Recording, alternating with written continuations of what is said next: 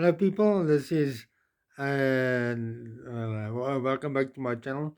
This is the first time I'm going to talk about this specific thing about my experience with systemic sclerosis or scleroderma, whatever it's called, and how it has affected my life.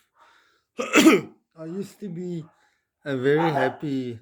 Sorry, the dogs are barking. Somebody's at the gate. I know it's not professional, but I just have to get these thoughts out. I was always a very happy go lucky, optimistic, glass half full type of guy. Then, 5 years ago, I started this treatment for this disease, this chronic illness, sorry. And then this, I was still very happy at university, getting a degree, trying to get a job. What then happened was I got a stomach infection. And then after that, my respiratory system started to get problems. I then realized, hey, I'm not immortal. Okay, we all know about mortality and death, but it's not until your health is put on the line that you realize, oh, this will end at some point. Um, and I was also put on cortisol, the stress hormone. You say when you're stressed at work and you're stressed, is basically that I'm on. The long term symptoms of this is anxiety and depression. And you've seen on this subreddit, I've spoken many times about trying to end it all. um, like I said, I used to be a very happy go lucky guy. During all of this this respiratory distress, I then had an existential crisis, trying to find some sort of meaning to this life thing.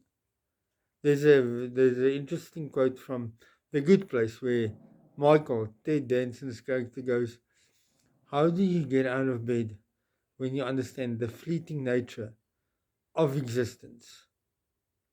And that's pretty much the crux of an existential crisis. Why do anything if it's all just going to end?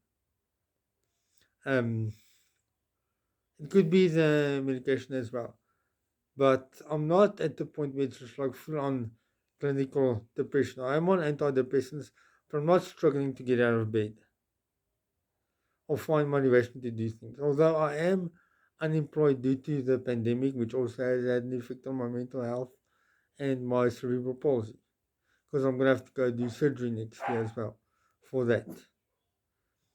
But somebody here on the scleroderma subreddit said something very interesting to me. This is a female who's been battling this disease for 20 years, and she said openly, sorry about this, um, the fact that I'm unemployed is a good thing. Because she said, with all the doctor's appointments and all the changes in medication, if I had to do work on top of that, then I would just go crazy. There's a famous story of a man whose whole family history has a schizophrenia in it. He never showed any symptoms until he tried to juggle doctor's appointments, new medication, and the stress of having a job. Then he started having hallucinations. And as I've also stated earlier on on the scleroderma subreddit, depression is a very nice symptom of this chronic illness, which is understandable. You're in distress, you can't breathe, you're constantly going to doctors. You can see how this would make you feel a bit blue. And yeah, this is just my thoughts on this. Maybe, but the good news is I'm seeing a new pulmonologist because my previous one passed on from COVID. Yay! And I am this man's 37th, no 32nd patient with this, and he actually has a plan for how to work with me and how to get my lungs ready. He's even contacted my rheumatologist about this.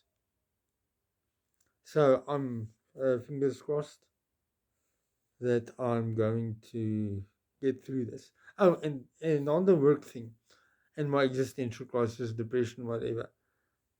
There's a famous quote from Mr. Peanut Butter in BoJack Horseman that says, "The key to happiness isn't to find meaning; it's to distract yourself with meaningless nonsense until the day you die." That's basically why I think I'm also in this mental rut. I have no distraction. I'm just stuck at home with my thoughts. I'm sort of trying to get a YouTube channel going, but I don't know if it's really going to be successful. Hell, I don't even know what I want to do as a job. I've never done this. I'm thinking of going back to university postgrad, mainly because they have free psychological services. That's the only real reason I want to go back. But then I actually have to study there as well. But I'll see. I don't know what the future holds. Nobody does. Okay, bye.